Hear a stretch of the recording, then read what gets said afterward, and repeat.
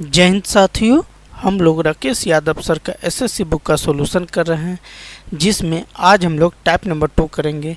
इसमें सवाल नंबर 7 तक हम लोग कर लिए हैं, जिसका लिंक डिस्क्रिप्शन में आपको मिल जाएगा। आज हम लोग 8 से 31 तक करेंगे। हमें बीच बीच में रोकने की ज़रूरत इसलिए पड़ जाती है दोस्तों, ताकि वीडियो तक बड़ा लंबा ना हो सके। तो महत्वपूर्ण सूचना, अब अगर आपको राकेश यादव सर का एसएससी बुक का कंप्लीट पीडीएफ चाहिए तो 95 25 14 54 68 पे व्हाट्सअप करें और पीडीएफ पाए। और तगड़े कंसेप्ट के लिए आप हमें अजूबा स्टडी को फॉलो करना और सब्सक्राइब करना ना भूलें, और वीडियो में अंत तक बने रहें ताकि आपको अच्छे से समझ में एक एक चीज़ आए। तो आइए, आज हम लोग सवाल नंबर 8 करने वाले हैं, और सवाल नंबर 8 को हम लोग अभी देखते हैं। क्या सवाल नंबर 8 कहता है? कहता है ए और बी का मासिक वेतन समान है, जितना ए कमाता है उतना बी कमाता है। ए बी सी अपने मासिक वेतन का क्रमशः 10%, 8% और 9% किसी धर्मार्थ ट्रस्ट को देता है। ठीक है, किसी ट्रस्ट को देता है। ए और बी के दान के बीच का अंतर 400 रुपया है। ए और बी द्वारा किया गया कुल दान सी की तुलना में 400 रुपये 900 रुपये अधिक है, तो सी का मासिक वेतन ज्ञात करें। कहानी ये कहता है, तो हम ऊपर से एक एक लाइन को अच्छी तरह से कर रहे हैं। क्या कहता है? ए जो है 10%, बी 8% और सी 9% ट्रस्ट को देता है। तो हम यहाँ लिख लेंगे ए, बी और सी। ए देता है कितना? 10% देता है। बी कितना देता है? 8% देता है। और सी कितना देता है? सी देता है मेरे भाई 9% देता है। तो 9% हम यहाँ लिख लेंगे। अब क्या कहता है? ए और बी के दान के बीच का अंतर 200 रुपया है। 400 रुपया कितना है मेरे भाई? 400 रुपया। तो परसेंट में अंतर देख लेंगे ए और बी का, तो 2% का अंतर आ जा रहा है, जबकि रुपया में 400 रुपये का अंतर आ जा रहा है। तो 1% का वैल्यू क्या हो जाएगा मेरे भाई? 1% का वैल्यू 200 रुपया हो जाएगा। ठीक है, तो इस तरह जो है ए और बी द्वारा किया गया कुल दान, अब ए और बी द्वारा जो कुल दान है उसको देखते हैं। तो ए करता है 10% और बी करता है 8%। ठीक है, तो 10 + 8 18% ए प्लस बी यहाँ कर लो और तब लिख लो 18%। तो मेरे भाई 1% का जो वैल्यू है इसमें 200 रुपया, तो 18% का क्या हो जाएगा? 3600 रुपया हो जाएगा। यहाँ तक समझ पा रहे हैं? चलिए, अब क्या है आगे? कहता है सी की तुलना में 900 रुपया अधिक है। ए और बी द्वारा किया गया कुल दान सी की तुलना में 900 रुपया अधिक है। तो आइए अब लिख लेते हैं ए प्लस बी, जो सी की तुलना में क्या है मेरे भाई? 900 रुपया अधिक है। तो सी में आप 900 रुपया जोड़ दोगे। ठीक है, तो ए प्लस बी मिलके 3600 रुपया दान कर रहा है। तो यहाँ लिख लेंगे 3600 प्लस बराबर करके सी प्लस 900, यानी सी कितना करता है मेरे भाई? 2700 रुपया डोनेट करता है किसी ट्रस्ट को। अब ए बी सी सारे का वैल्यू हमें पता चल गया। तो सी का ए जो परसेंटेज आया है, ए 9% के बराबर है। कितना परसेंट के बराबर है? 9% के बराबर है। तो 9% जो दान करता है, ए हम दान वाला लाए हैं तो ए भी दान वाला है। तो 9% दान जो करता है वो रुपया में 2700 रुपया है। तो 1% का मतलब क्या हो जाएगा? 9 × 27 300 रुपया हो जाएगा। ठीक है, ये 3 बार में चला जाएगा 300। ठीक है, तो 100% अब निकालेंगे। चूँकि किसी का कमाई, किसी इंसान का कमाई 100% के बराबर होता है, तो 100 से इधर गुना, तो 100 से इधर भी गुना कर देंगे, 2 जीरो डाल देंगे, तो ये हो जाएगा। तो कहता है सी का मासिक वेतन ज्ञात करें। ठीक है, तो ये आपका करेक्ट आंसर सी फॉर कहो ना प्यार है ये होगा।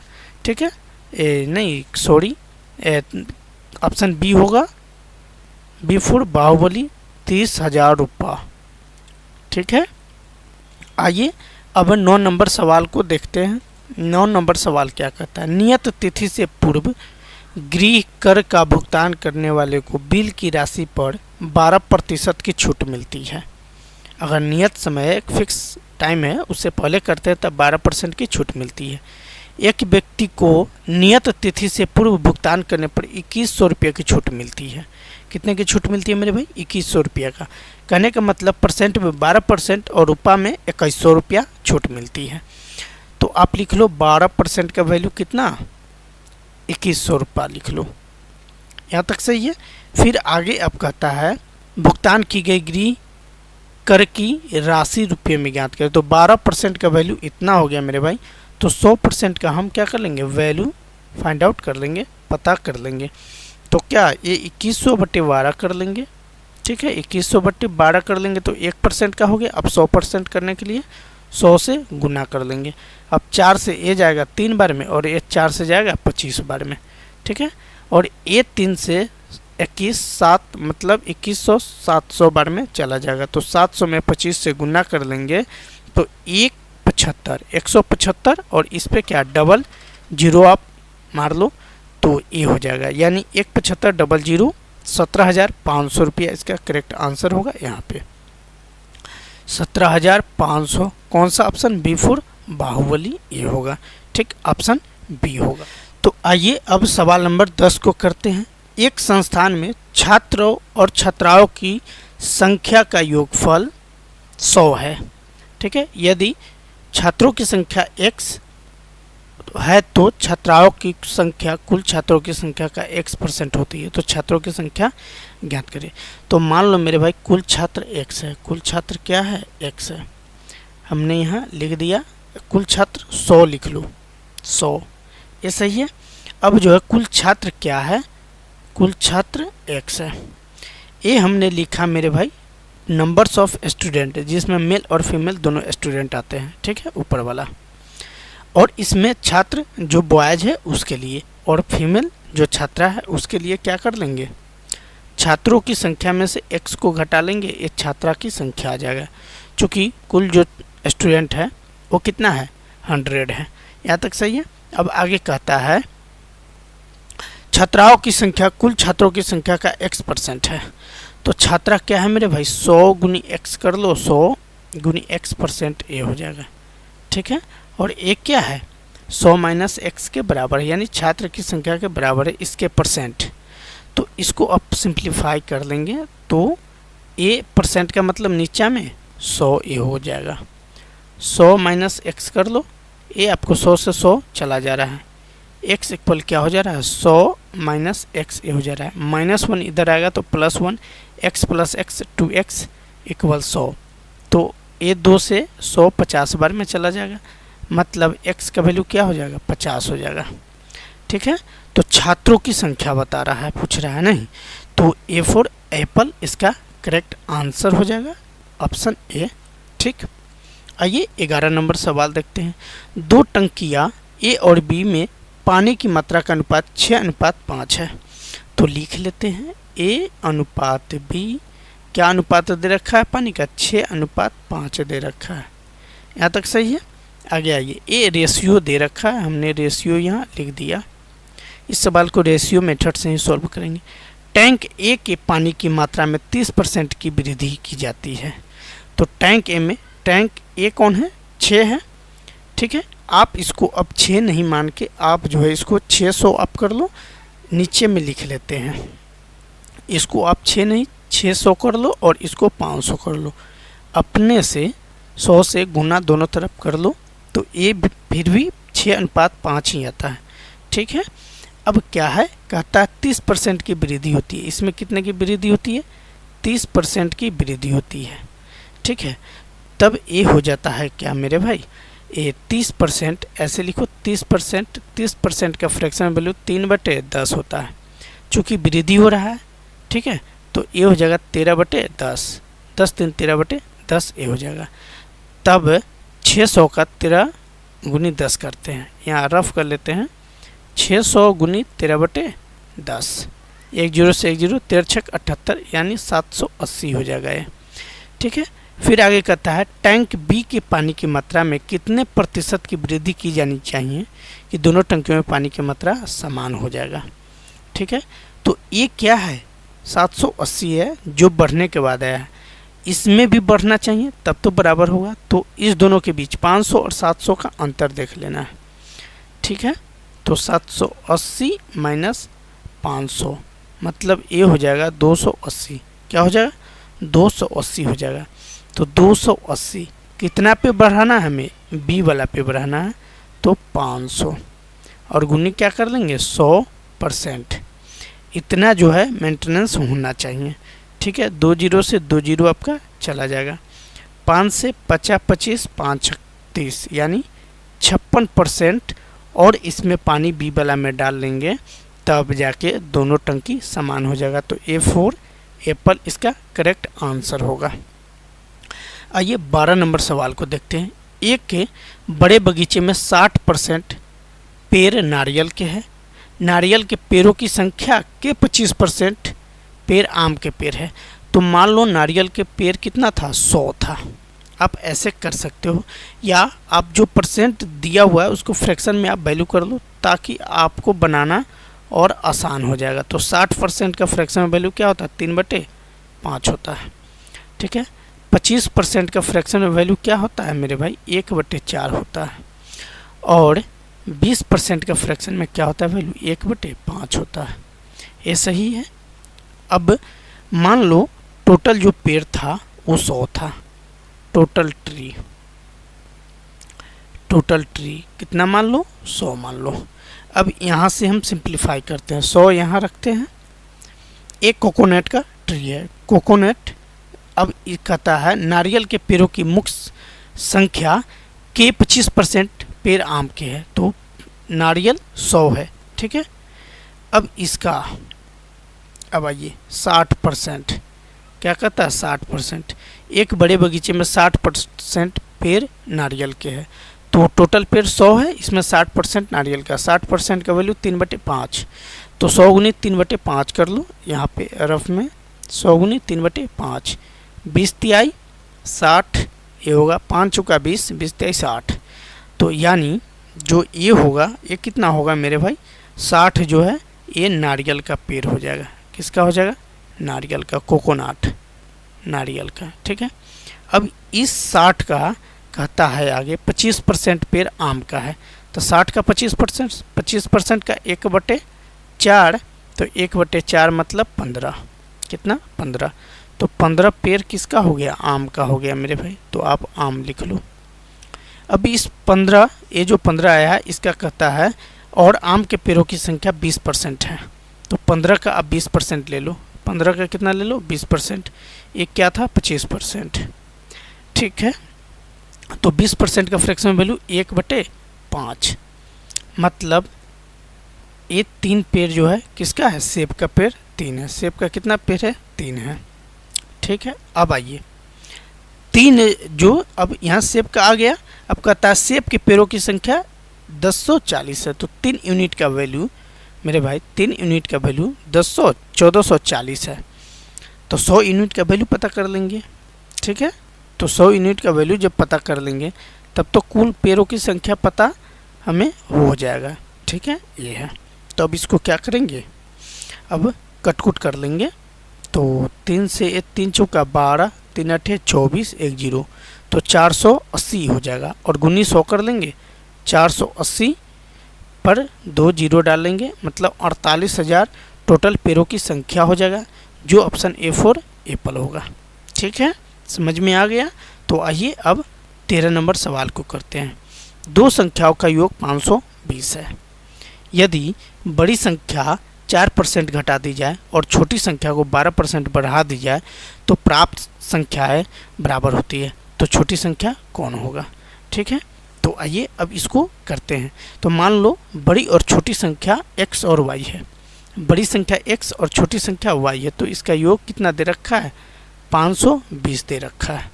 ठीक है, अब इसमें x बड़ा है और y छोटा है। अब यहाँ पे इंडिकेट हम कर दिए, मतलब x बड़ी और y छोटी संख्या है।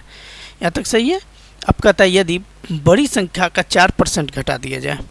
ठीक है, तो बड़ी संख्या जो है 4% जब घटेगा मेरे भाई 4%, तो ये हो जाएगा 1/25। अब घट रहा है इसका मतलब क्या 24/25 हो जाएगा।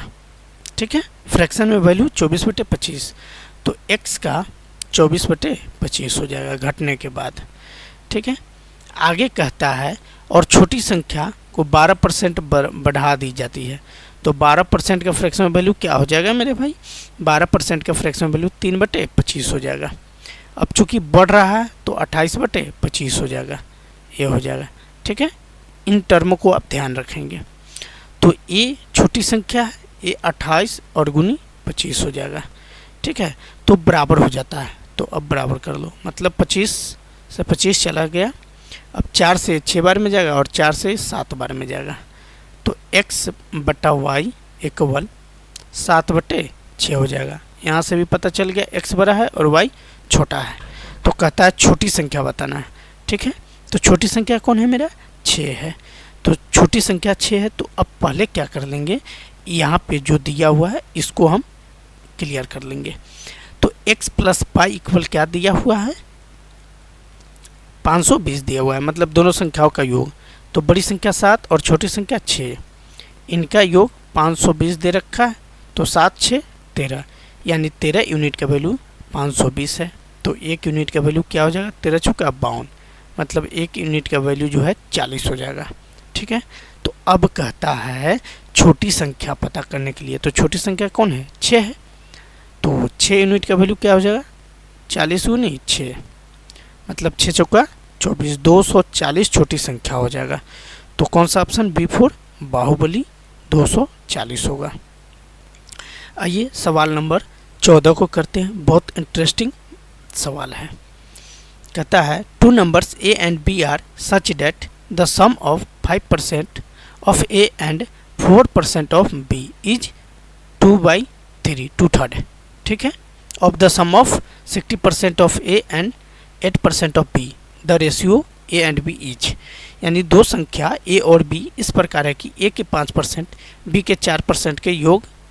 तो A के 5% और B के 4% का योग पहले हम निकाल लेते हैं।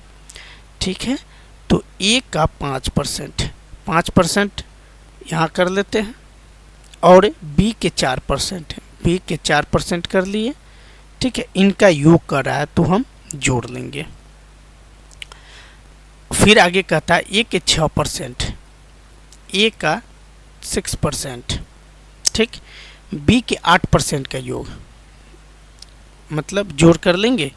B के 8% के योग का क्या है मेरे भाई? 2/3 है। क्या है? 2/3 है।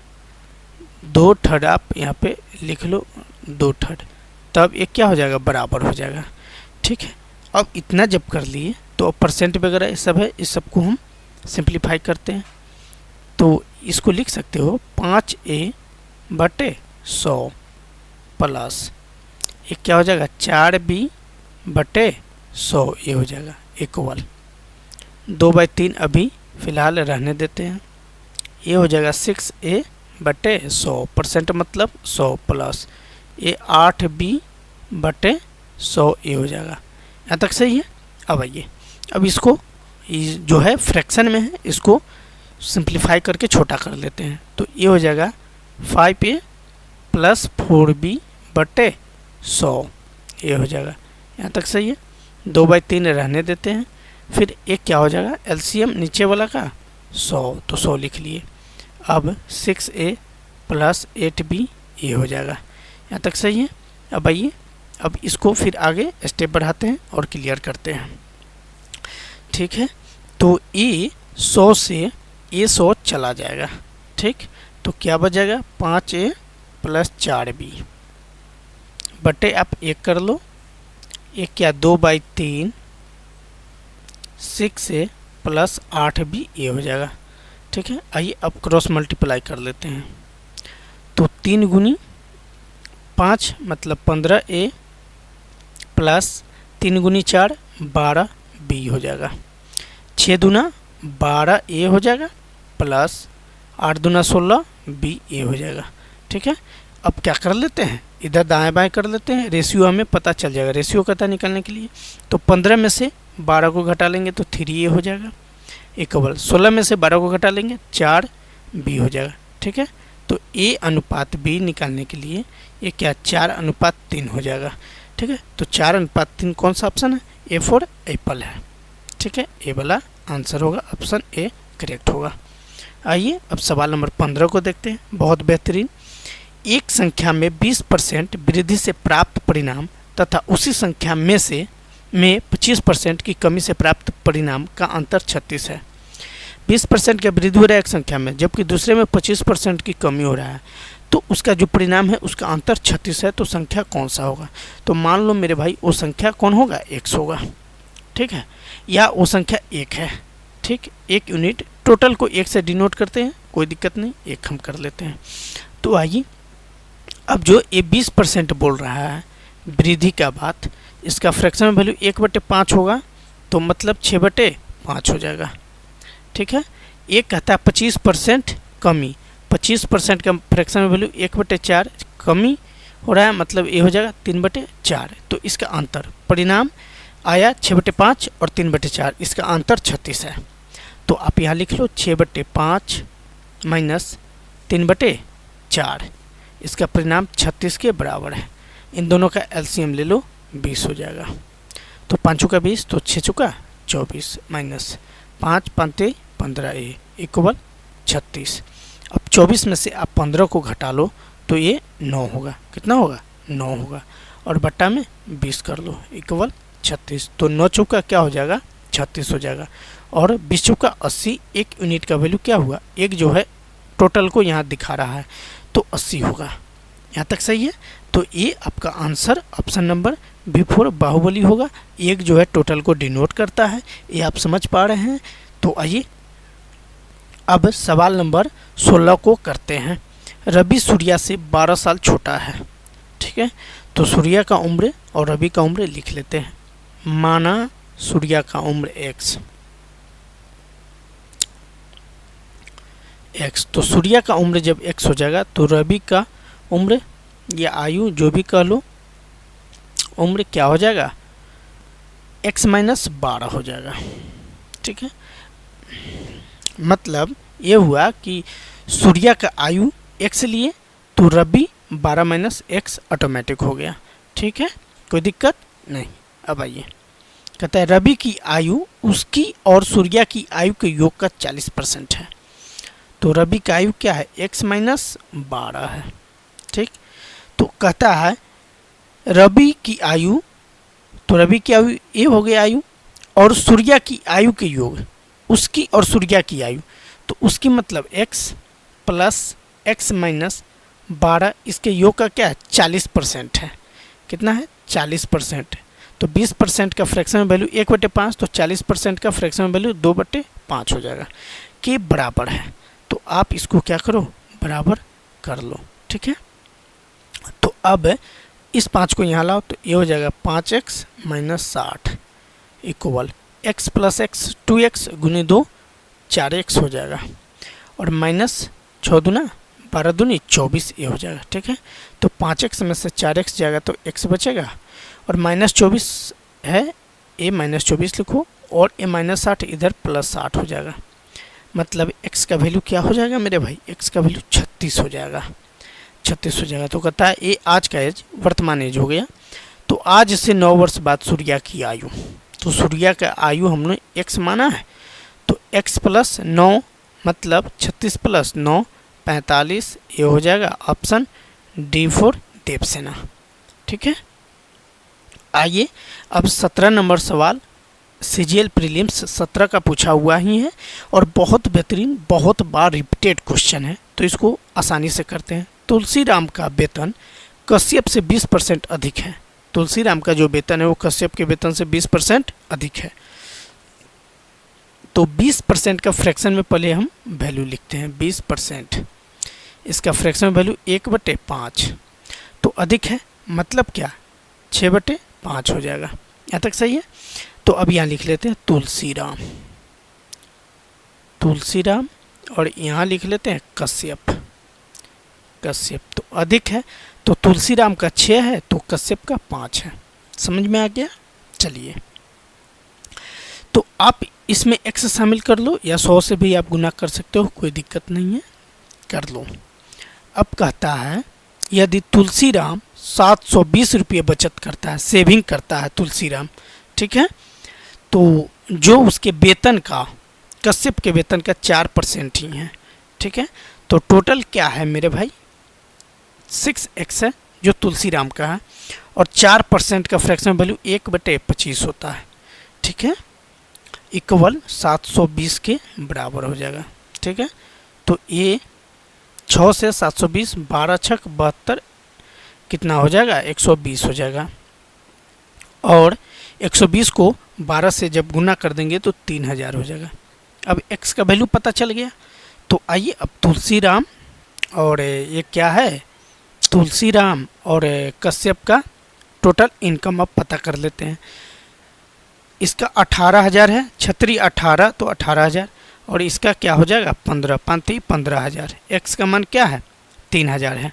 ठीक है, तो वही पूछता है तो कश्यप का वेतन क्या है। आ गया ऑप्शन बी फॉर बाहुबली। ठीक, समझ गए होंगे। आइए अब 18 नंबर सवाल को देखते हैं। 18 नंबर सवाल कहता है राम अपने वेतन का 14% बचत करता है, जबकि श्याम अपने वेतन का 22% बचत करता है। ठीक है, यदि दोनों को बराबर वेतन मिलता है, वेतन दोनों को बराबर मिलता है, लेकिन राम 14% ही सेविंग कर पाता है जबकि श्याम 22% सेविंग कर पाता है। तो मान लो प्रत्येक का वेतन 100 रुपया है।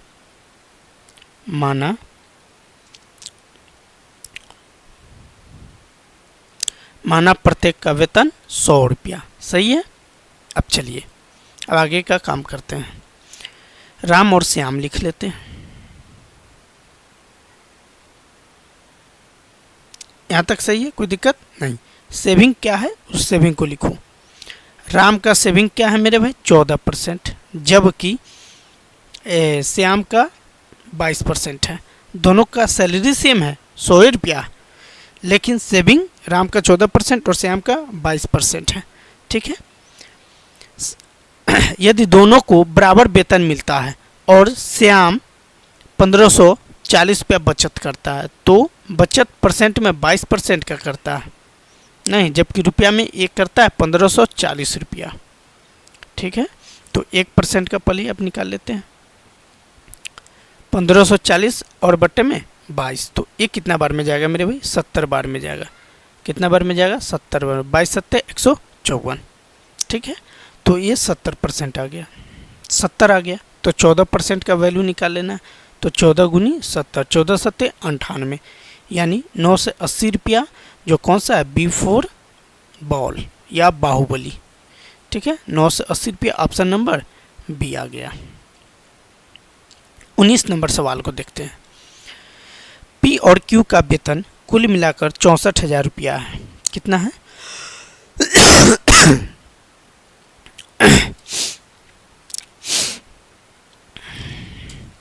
आइए 19 नंबर सवाल को देखते हैं।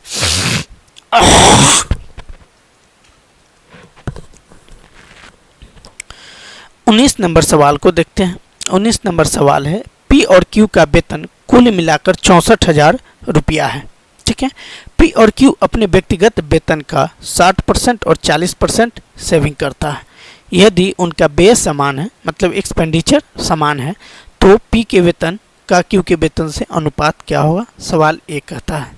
ठीक है, तो क्या P का 60%, P का 60% हम लिख लेते हैं। ठीक है, P का 60%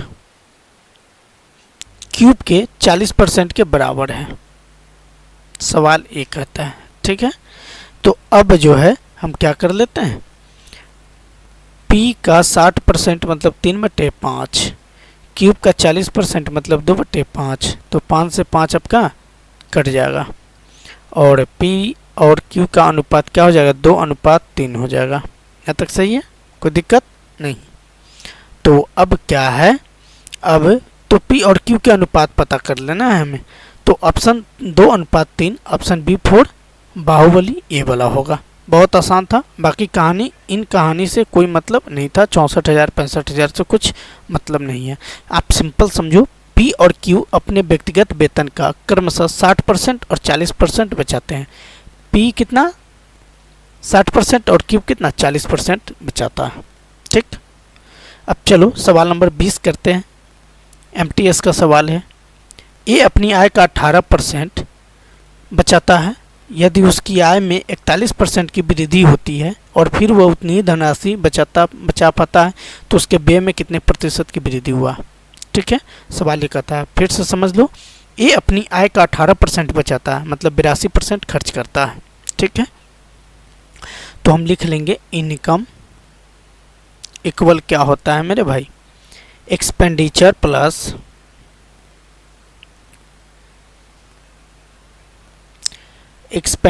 प्लस सेविंग ए। ठीक है, अब समझते हैं। मान लो इनकम 100 रुपया था, इसमें 82 रुपया 18% खर्च किया, मतलब 82% खर्चा कर लिया, 18% सेविंग किया। तो 82 प्लस 18 लिख लो, सेविंग 18, एक्सपेंडिचर 82 और टोटल इनकम 100। ठीक, अब इस इनकम में जो है 41% का वृद्धि होता है। ठीक है, तो ये हो जाता है 141। कितना हो जाता है मेरे भाई, 141 हो जाता है। फिर भी बचत करता है मात्र 18 रुपये का। कितना का सेविंग करता है, 18 का सेविंग करता है, फिर भी 18 का है। तो अब समझ लो एक्सपेंडिचर कितना किया, तो बे लिख लेते हैं, 141 माइनस 18। अब जो खर्चा जो है 123 रुपया हो रहा है, पहले कितना 82 हो रहा था, अब 123 हो रहा है। तो अब इनके बीच का अंतर पता कर लेंगे, तब तो प्रतिशत खर्च व्यय में जो वृद्धि हुआ है उसको पता होगा। तो व्यय में वृद्धि कितने का हुआ ये हम पता करते हैं।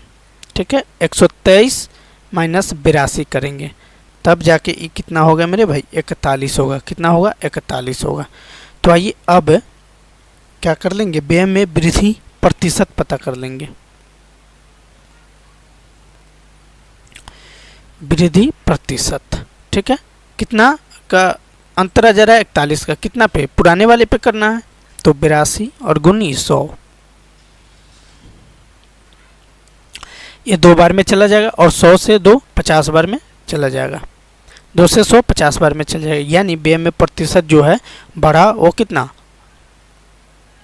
ऑप्शन C4 को होना प्यार है 50%।